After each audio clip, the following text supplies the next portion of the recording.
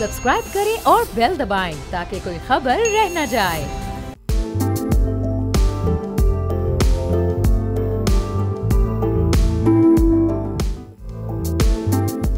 अस्सलाम वालेकुम, मैं अरबाब जहांगीर। आप देख रहे हैं प्रोग्राम व्यापार। सुपर पावर अमेरिका की टैरिफ वॉर से तमाम ममालिक की इकोनॉमिक सिचुएशंस इस वक्त बहुत तेज़ी के साथ तब्दील होती नजर आ रही हैं। चाइना के बाद पाकिस्तान ही अमेरिकी कपास का इस वक्त दूसरा सबसे बड़ा खरीदार है और बुनियादी तौर पर अमेरिका को मलबूसात और टेक्सटाइल फरोख्त करता है। अब पाकिस्तान जून में ख़त्म होने वाले माली साल में दो तरफा तजारती सरप्लस को तकरीबन $4 बिलियन से कम करके इसको $2 बिलियन से भी कम करने के ऑप्शंस पर इस वक्त गौर कर रहा है। अमेरिका की जानिब से लगाए गए 29% इजाफी टैरिफ से बचने के लिए पाकिस्तान मजीद कपास और सोयाबीन भी खरीद सकता है। अब एक तरफ सदर डोनाल्ड ट्रंप के ऐलान के मुताबिक 90 रोज़ की मोहलत तो दी गई है, लेकिन अब दूसरी तरफ पाकिस्तान में जो सरगर्मियाँ देखें तो पाकिस्तान ने टैरिफ से बचने के लिए मुल्क की तजारती पॉलिसी अभी तक वाज़ेह नहीं की है। लेकिन यह ज़रूर हुआ है कि अमेरिका से तजारती ताल्लुकात और टैरिफ मामलात पर गुफ्तगू हुई है। एक आला सतही वफ्द अमेरिका भेजने का ऐलान भी हुआ है। पाकिस्तान पहली बार अमेरिका से खाम तेल भी इंपोर्ट करने पर अब गौर कर रहा है ताकि इस तजारती अदम तवाज़ुन को किसी हद तक दूर किया जा सके, बैलेंस किया जा सके।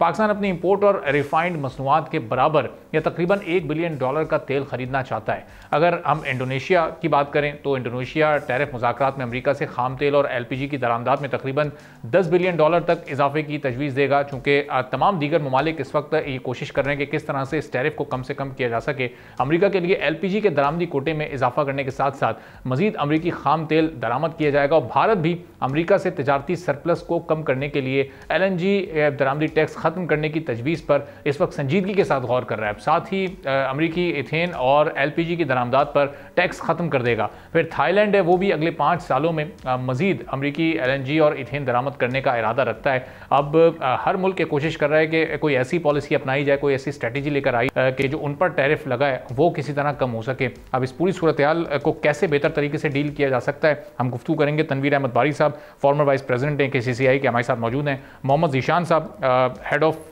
ट्रेड इंडस्ट्री एंड प्रोडक्टिविटी, पाइट से इनका ताल्लुक है, हमारे साथ मौजूद है। अब रिसेंटली एक पाइट की बड़ी डिटेल रिपोर्ट भी सामने आई थी जिसमें कहा गया था कि पाकिस्तान की जो एक्सपोर्ट्स हैं वो भी तकरीबन $1.4 बिलियन कम हो सकती हैं और पाकिस्तान की ओवरऑल ट्रेड को भी अमेरिका के साथ नुकसान पहुंच सकता है। तो तनवीर साहब, अब बेहतर हल इस वक्त क्या है? अब जो अमेरिकन प्रोडक्ट्स पर जो टैरिफ है उसको कम किया जाए, कुछ वहां से कोई राह निकाली जाए, या कोई और इसका बेहतर वे आउट हो सकता है? क्या आपकी नज़र में तजवीज़ है?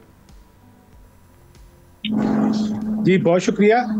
जैसे कि आपने बताया कि पाकिस्तान जो है वो अमेरिका से जो है कॉटन और सोयाबीन इंपोर्ट करने के बारे में गौर कर रहा है, क्योंकि ट्रम्प इंतजामिया ने जो है पाकिस्तान पे उसके जो है 29% जो है टैरिफ लगा दिया है।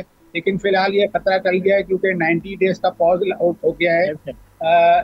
मैं ये कहूँगा कि कराची चैम्बर ऑफ कॉमर्स के जो प्रेसिडेंट हैं उन्होंने अभी थोड़े दिनों पहले एक इंटरव्यू में दिया था और उसमें उन्होंने कहा, ये तजवीज़ पेश की थी कि जो यूनाइटेड स्टेट्स के जो इम्पोर्ट है इसको 0 रेटेड कर दिया जाए, जिससे एक्सपोर्टर्स को जो है फ़ायदा होगा। दूसरा, मैं जैसा आपने अभी बताया कि आला सतही वक्त जो है अमेरिका जा रहा है, तो मैं ये कहूँगा कि वो जाके ये ज़रूर बात करे कि पाकिस्तान की बड़ी कुर्बानियाँ हैं। पाकिस्तान ने 9/11 में जो है अमेरिका का साथ दिया और 10 साल तक जो है दहशतगर्दी के खिलाफ जो है जंग लड़ता रहा, जिसकी वजह से पाकिस्तान जो है वो वॉर जोन करार दे दिया गया और यहाँ पे जो है सरमायाकारी और जो है कारोबार जो था वो फल फूल नहीं सका, इंडस्ट्री नहीं फल फूल सकी। उससे पहले जब सोवियत यूनियन जो है 1979 में जो है अफगानिस्तान में दाखिल हुआ, उस वक्त भी पाकिस्तान ने अमेरिका का साथ दिया और पाकिस्तान में आपको पता है कि उसकी वजह से दहशतगर्दी भी होती रही और पाकिस्तान जो है वो माली तौर पे बहुत पीछे चला गया।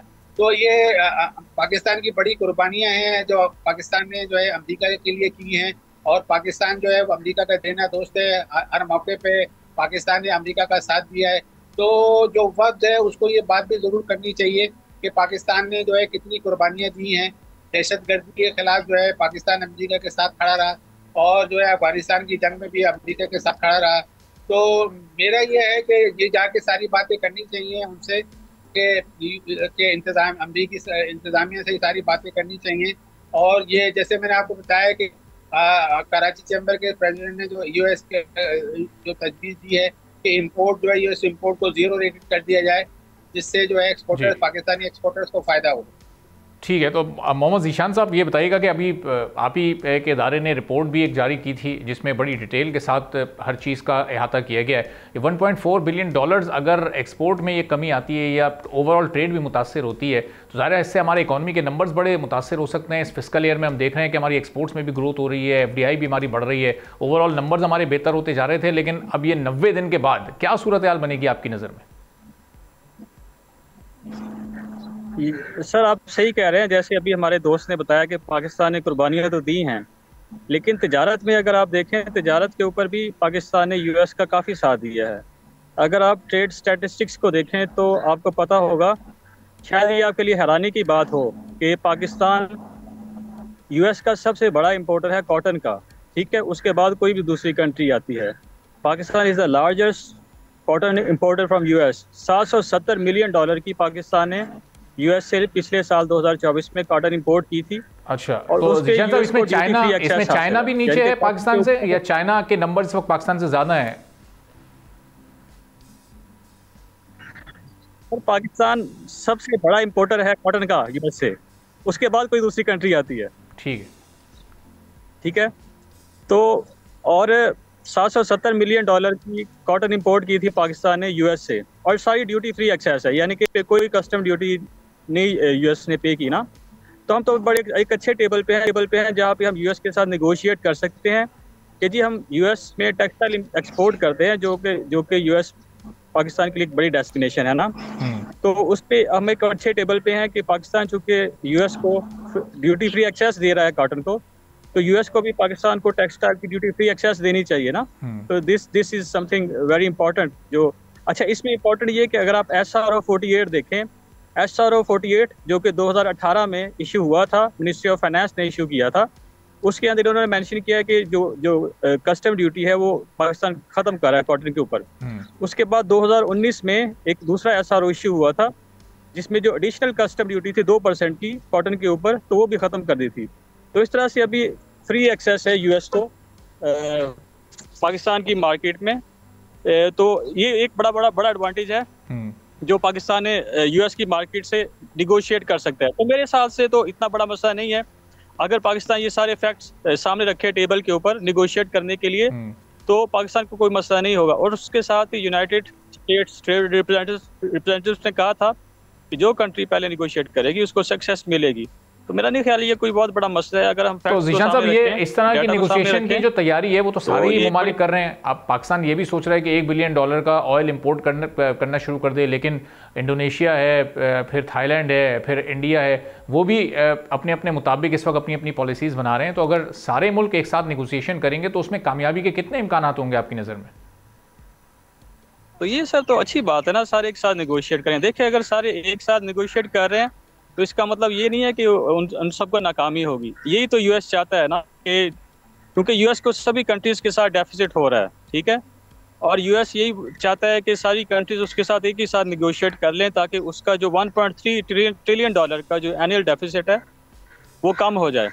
मस्क साहब, जो एलन मस्क है, जो US की एडमिनिस्ट्रेशन में है, ट्रम्प एडमिनिस्ट्रेशन में है, उनका बेसिक रोल ही ये है कि उन्होंने वो आए ही ट्रम्प एडमिनिस्ट्रेशन में इसलिए हैं कि जो US का 1.3 ट्रिलियन डॉलर का जो ट्रेड डेफिसिट है, उनका मेन ऑब्जेक्टिव यही है कि इसको किस तरह से कम किया जाए। क्योंकि अगर ये ट्रेड डेफिसिट इकट्ठा होता जाएगा अगले सालों में तो US के दिवालिया होने का खतरा है। तो इस खतरे को मद्देनजर रखते हुए, फ्यूचर के अगले 10-20 सालों को मद्देनजर रखते हुए मस्क साहब ने ट्रम्प को मशवरा दिया है कि US को अपने डेफिसिट को सीरियसली लेना चाहिए। ठीक है, तो मेरा नहीं ख्याल कि इसमें किसी मुल्क की नाकामी है। पाकिस्तान फैक्ट्स को सामने रखे और इस फैक्ट को US के सामने रखे कि चूंकि हम जो ठीक है। तो तनवीर अहमद साहब, ये बहुत कम ममालिक ऐसे हैं, जी आता हूँ ज़ीशान साहब की तरफ वापस जरा। तनवीर साहब, ये बहुत कम ममालिक ऐसे हैं कि जहाँ पाकिस्तान ट्रेड सरप्लस के साथ कर रहा है, और अमेरिका एक बड़ी मार्केट है जहाँ तकरीबन $5 अरब का सरप्लस इस वक्त पाकिस्तान को हासिल है। अब ये इजाफी कॉटन पाकिस्तान अगर ख़रीदता है, सोयाबीन ख़रीदता है, या $1 अरब का ऑयल ख़रीदता है, तो ये जो सरप्लस था पाकिस्तान का वो तो कम होते होते बहुत ही मिनिमल हो जाएगा। वो फिर इस पाकिस्तान को फ़ायदा क्या हासिल हो सकेगा इससे? जी देखें, पाकिस्तान वैसे भी कॉटन और सोयाबीन और ऑयल जो है वो दूसरे ममालिक से तो खरीद रहे हैं ना। अब ये होगा कि पाकिस्तान उन ममालिक से जो है कम इंपोर्ट करेगा। जैसे हमारी इंपोर्ट एक मिसाल के तौर पे 30 से 32 अरब डॉलर है, और हमारी एक्सपोर्ट जो है 30-32 अरब डॉलर है, और इंपोर्ट जो है तकरीबन 60 अरब डॉलर से ज्यादा है। तो हम तो उतनी चीज ही इंपोर्ट करेंगे ना जितनी हमारी जरूरत है। बस फर्क ये पड़ेगा कि हमारी जो डेस्टिनेशन है वो बदल जाएगी। हम जो इंपोर्ट जो अब यूएसए से करेंगे तो हम दूसरे मुल्कों से कम कर देंगे, लेकिन यहाँ से हम ज्यादा हो जाएगी। तो हम इंपोर्ट तो उतनी ही करेंगे जितनी हम करते हैं, लेकिन क्योंकि हमारा जो है यूएस जो है बड़ा ट्रेडिंग पार्टनर है, और पाकिस्तान की जो एक्सपोर्ट जो है जो 5 ममालिक जो टॉप पे आते हैं उसमें जो है यूनाइटेड स्टेट भी है, तो लिहाजा हमें उनके लिए उनसे बात करने के लिए और उनसे काम करने के लिए हमें ये थोड़ा बहुत तो करना ही पड़ेगा ना, उनसे काम करना पड़ेगा। ठीक है, तो ज़ीशान साहब ये इंपोर्ट्स में इजाफा किए बगैर क्या कोई ऐसा वे आउट है कि जो अमेरिकन प्रोडक्ट्स पर हमारी तरफ से टैरिफ आयद किया जाता है उसमें कोई हम 5-6% की कमी करें, और फिर उस पॉइंट पर अमेरिका को कन्विंस करें कि वो भी कोई 2-2.5-3% की कमी करे, तो उससे ज़्यादा फ़ायदा हो सकता है, या फिर ये इंपोर्ट्स बढ़ाना ज़्यादा फ़ायदेमंद होगा? देखिए, इंपोर्ट बढ़ाना तो फायदेमंद है। इंपोर्ट्स ज्यादा करना मतलब इसका मतलब ये नहीं है कि आपका मुल्क पीछे जा रहा है। हाई इंपोर्ट का मतलब भी यही है कि आप डेवलपमेंट की तरफ ज़्यादा जा रहे हैं, क्योंकि इसकी वजह ये है ना कि पाकिस्तान चूँकि देखें यूएसए कॉटन इंपोर्ट करता है, उससे टेक्सटाइल बनाता है, तो वैल्यू एडिशन का कंपोनेंट ज़्यादा हो जाएगा। तो हमें सीरियसली देखना होगा कि जो हम इंपोर्ट कर रहे हैं उसको वैल्यू एडिशन चेन है उसमें कैसे यूज़ कर सकते हैं। और पाकिस्तान की अभी भी कॉटन की क्रॉप में लास्ट ईयर भी बहुत ज़्यादा कमी थी, और पाकिस्तान को तो कॉटन की काफ़ी ज़्यादा ज़रूरत है। ठीक है, ऑयल हम वैसे भी कंट्री से मिडल ईस्ट से काफ़ी ज़्यादा इंपोर्ट कर रहे हैं, अगर यूएस से भी इंपोर्ट कर लेंगे तो एक हमें अच्छा डाइवर्सिफाइड ट्रेड पैकेज मिल जाएगा, एक अच्छी डील मिल जाएगी। तो एट द मोमेंट हमें तो यूएस ट्रेड पॉलिसी के ऊपर फोकस करने की ज़रूरत है, क्योंकि यूएस हमारा सबसे बड़ा ट्रेड पार्टनर है। US is the largest export destination for Pakistan. 5.3 billion US dollar की हम एक्सपोर्ट करते हैं यूएस के साथ। ठीक है, तो सॉरी, बहुत बहुत शुक्रिया मोहम्मद ज़ीशान साहब, तनवीर अहमद बारी साहब, दोनों गुफ्तगू आपने सुनी। एक ब्रेक लेते हैं, ब्रेक के बाद वापस आएंगे, एक और आम मौजू पर बात करेंगे।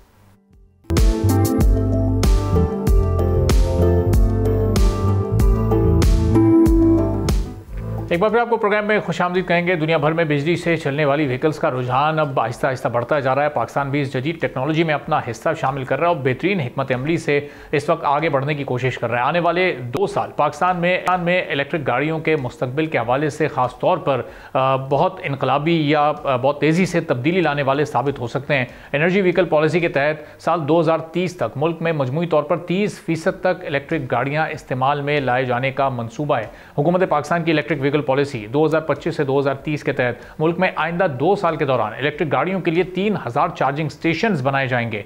National electric power regulatory authority ने इलेक्ट्रिक व्हीकल्स चार्जिंग स्टेशंस के बुनियादी टैरिफ में नुमाया कमी की मंजूरी भी दी है और अब यह फैसला वफाकी हुकूमत को भिजवा दिया गया है। नेपरा के मुताबिक इलेक्ट्रिक गाड़ियों की चार्जिंग स्टेशंस के लिए बुनियादी टैरिफ 45.5 रुपए से फी यूनिट से कम करके 23.5 रुपए फी यूनिट मुकर्रर कर दिया गया है। अब इस फैसले से सार्फिन को तकरीबन 22 रुपए फी यूनिट का रिलीफ मिल सकेगा। चार्जिंग स्टेशंस पर लगने वाले 24.4 रुपए फी यूनिट कैप मार्जिन को भी खत्म करने की मंजूरी दी गई है, जिसके बाद मार्जिन का तयन मार्केट की बुनियाद पर किया जाएगा। अब यह इकदाम हुकूमत की जानिब से इलेक्ट्रिक गाड़ियों के फरोग और ग्रीन एनर्जी की हौसला अफजाई के लिए किया गया है, लेकिन सिर्फ हुकूमती मनसूबा बंदी या ऐलानात पाकिस्तान में इलेक्ट्रिक गाड़ियों के इस्तेमाल में इजाफे की वजह ज़ाहिर नहीं बन सकते। इस सिलसिले में कुछ ऐसे इकदाम उठाने पड़ेंगे जो प्रैक्टिकल हों, जो कि अमली तौर पर होते हुए भी नजर आएँ। अब ये इकदाम कब तेज़ी के साथ हमें होते हुए नजर आएंगे और इस वक्त जो मौजूदा सूरत है इसी पेस के साथ हम बढ़ते रहे तो ये 30% जो इलेक्ट्रिक गाड़ियां हमें 2030 तक लेकर आनी है टारगेट हासिल कर सकेंगे या नहीं, इस पर हम गुफ्तगू करेंगे। सोलिया हसन साहिबा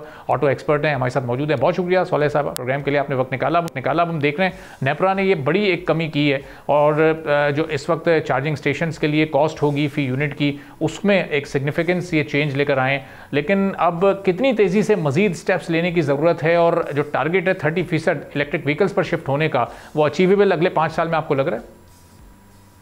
अस्सलाम वालेकुम। सबसे पहले मैं आपकी बहुत बहुत शुक्रगुजार हूँ कि आपने मुझे ये मौका दिया और बोल्ड टीवी माशाल्लाह से इलेक्ट्रिक व्हीकल की जो इंडस्ट्री है जो इस वक्त इतनी पनप रही है हमारे मुल्क में, उसके ऊपर आप लोग इतनी ज़्यादा डिस्कशंस करते हैं और अक्सर लोगों को बुलाते हैं तो लोगों का जो हमारी आम आवाम है उसको एक अच्छी इंफॉर्मेशन चली जाती है। अच्छा, जो आपने सवाल किया उसके ऊपर कि हम इस टारगेट को अचीव कर सकेंगे कि नहीं कर सकेंगे, उसके ऊपर मैं थोड़ी सी बात करना चाहूंगी। उसमें कुछ हमारे पॉलिसी में और हमारी रेगुलेशंस में जो थोड़ी बहुत चेंजेस इन्होंने किए हैं, जैसे इन्होंने कैप हटाई है, कैप जो 24.4 रुपीज की थी, 24 रुपए की, वो हटा दी कि चलो जो इन्वेस्टर आएगा उसको अट्रैक्ट करने की इन्होंने स्लाइटली एक कोशिश की है छोटी मोटी। इससे पहले भी इन्होंने कहा कि जी जितने भी चार्जिंग स्टेशन लगेंगे उसके ऊपर जो यूनिट होगा वो 29 रुपीज का होगा, ऐसे ही है ना। अब जो ये एक डिफरेंस ऑफ यूनिट लेकर आए हैं, डेफिनेटली ये अपनी तरफ से एक हेल्प तो कर रहे हैं, लेकिन मेरा ये सवाल है कि अभी भी अप्रोक्सीमेटली 43% टैक्सेस जो हैं वो उन इस सब सिस्टम पर वायबल हैं और एप्लीकेबल हैं। तो मुझे ये बताएं, इंटरनल रेट ऑफ रिटर्न है किसी भी इन्वेस्टर का, वो कैसे पूरा होगा? उन्होंने कैप तो हटा दी, उन्होंने कहा जी मार्केट जितनी भी फोर्सेस हैं वो अब नेक्स्ट जो है ना रेट्स को कैपिंग को जो है वो करेगी, मूव करेगी। तो it can be it can be for the good of the people, it will be for the good of the investors आगे जाकर अगर ये मजीद कोई करते हैं। लेकिन आप ये देखें कि जो ब्यूरोक्रेसी यानी कि बीच में जो हमारे पास इतने डिफरेंट किस्म के चेंजेस आ जाते हैं, ये लोग एनओसीज दे देते हैं उन चीजों के ऊपर जिसकी कोई लीगल वैल्यू नहीं होती है, और जो इन प्रैक्टिस करना होता है गवर्नमेंट ने वो ऑन ग्राउंड नहीं आता। अभी तक तो ये नेपरा की बातें चल रही हैं। देखें जो इलेक्ट्रिक गाड़ी है, आज भी बहुत सारी कंपनीज में, मैं उनका नाम नहीं किसी भी कंपनी का लेना चाहूंगी, कुछ कंपनीज की छोटी गाड़ियां आ रही हैं, कुछ कंपनीज की बड़ी गाड़ियां आ रही हैं। इंसान जो एक से दूसरे शहर ट्रेवल करने वाला है उसका यही सवाल है कि मैं करोड़ की, 1.25 करोड़ की गाड़ी खरीद लूं तो मैं एक फॉर एग्जांपल मुल्तान से लाहौर कैसे जाऊंगा? अभी सिर्फ बातें हैं, सबकी ऑन ग्राउंड कुछ भी नहीं हुआ। जो लोग ऑलरेडी मार्केट में थे उन स्टेक होल्डर्स को तो किसी ने टच ही नहीं किया। आप मुझे बताएं, इतने लोग जो सीएनजी पंप्स की जगह खाली पड़ी हुई हैं, उसके लिए कोई रेगुलेशन निकाली है कि उनको सबसे पहले जिनकी खत्म हो गई इन्वेस्टमेंट, जो इतने बुरे तरीके से इकोनॉमिक बैकलैश जिनको मिला है, गवर्नमेंट सबसे पहले उनकी जगहों पर कोई उनको फैसिलिटेट करे, ईवी चार्जिंग स्टेशंस लगाए। फिर ये जो अप्रोक्सीमेटली इनके टैक्सेस हैं, 43% टैक्सेस हैं। सही। अच्छा, ये जो 43% टैक्सेस आप कह रही हैं ये इन्वेस्टर्स पर हैं, इस पूरे सिस्टम की जो आप बात कर रही हैं, या फिर ये एंड कंज्यूमर पर जो गाड़ी का खरीदार होगा ये उस पर शिफ्ट हो जाएंगे? देखिए अल्टीमेटली तो ये एंड कंज्यूमर और जो इन्वेस्टर है दोनों पर होंगे, और इस वजह से इन्वेस्टमेंट जो होनी होगी वो भी रुक जाएगी, क्योंकि internal rate of return in taxes की वजह से इन्वेस्टर को नहीं मिलेगा। इन्वेस्टर के पास जब मार्जिन बहुत छोटा रह जाएगा तो चलो, अगर कंज्यूमर गवर्नमेंट की ऊपर कंज्यूमर कहता है मैंने देना ही 21-22 रुपए है अपनी चार्जिंग के, तो जो पैसे लगा कर बैठा हुआ है, आप क्या चाहते हैं कि वो इकोनॉमिक एक्टिविटी में आपकी कैसे फिर हिस्सा लेगा? शायद शुरू में कोई आए, फिर वो चले जाएंगे। हाँ, एक क्लेवर इन्होंने काम किया है कि इन्होंने कहा है कि हम कैपिंग 24 रुपीज की हटाएंगे, लेकिन अगर ये वो कैपिंग हटाएंगे और वो मार्केट से रेगुलेशंस आएंगी, मार्केट में जितनी ईवी आएगी तभी वो कैपिंग ऊपर नीचे मूव करने का फायदा होगा ना। जब ईवीज नहीं होंगी, आप अभी गाड़ी ला रहे हैं, अभी तक टैक्सेस आपने मुतय्यन नहीं किए, इंपोर्ट जिनकी किट्स हो रही हैं वो नहीं किए, सीबीयूज फिर आप भरम लेकर आ रहे हैं, सारा डॉलर बाहर जा रहा है, तो आप कहाँ आ गए? प्लस आपकी बिजली का रेट अगर आपने यहाँ से नीचे किया है, अभी आप ग्रीन एनर्जी की बात कर रहे हैं, दूसरी तरफ से आपने जिन लोगों ने सोलर लगाए हुए थे उनके यूनिट को कह रहे हैं हम इतना नीचे गिरा देंगे। तो मुझे बताएं कि ये किस किस्म का रेट है? ये बैलेंस ही नहीं कर पा रहे चीज को। ये ईज की तरफ तो है ही नहीं। जिसने सोलर लगाया घर में और वो इलेक्ट्रिक गाड़ी सस्ते इस चक्कर में लेगा कि वो सस्ती उसके फ्यूल में पड़ेगी, सब कुछ मिलेगा, उसका सोलर का यूनिट ही आपने खत्म कर दिया। बेच आप इतना महंगा रहे हैं लोगों को, ले आप इतना सस्ता रहे हैं। तो मुझे बताएं ना, how is it working?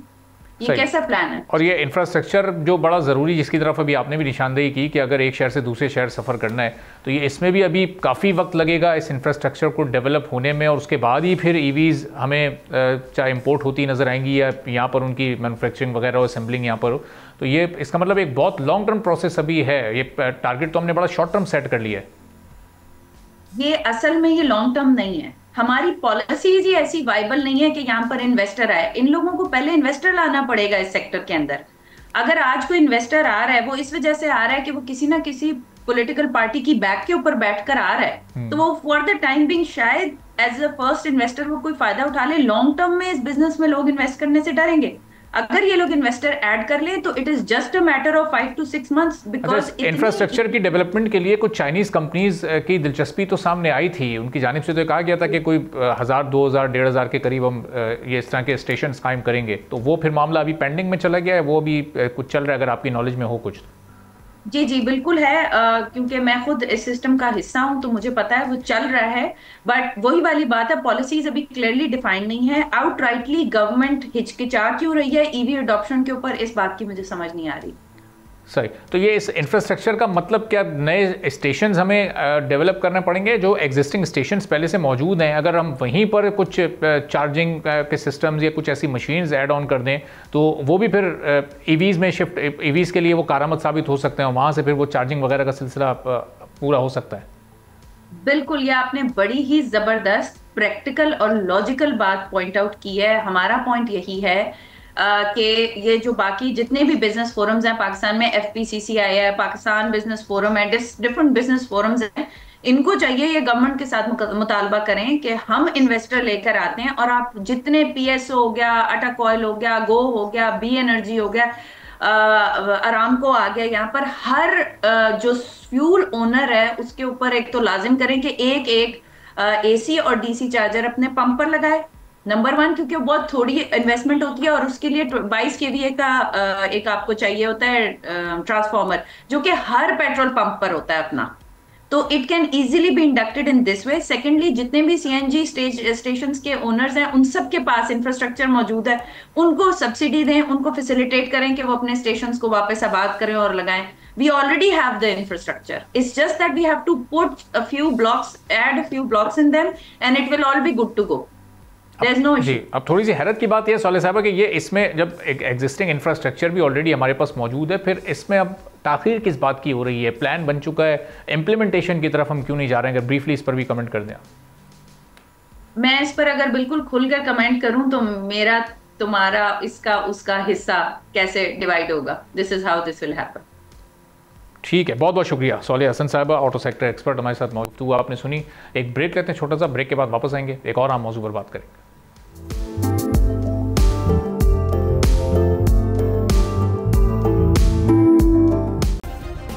Subscribe करें और बेल दबाएं ताकि कोई खबर रह न जाए।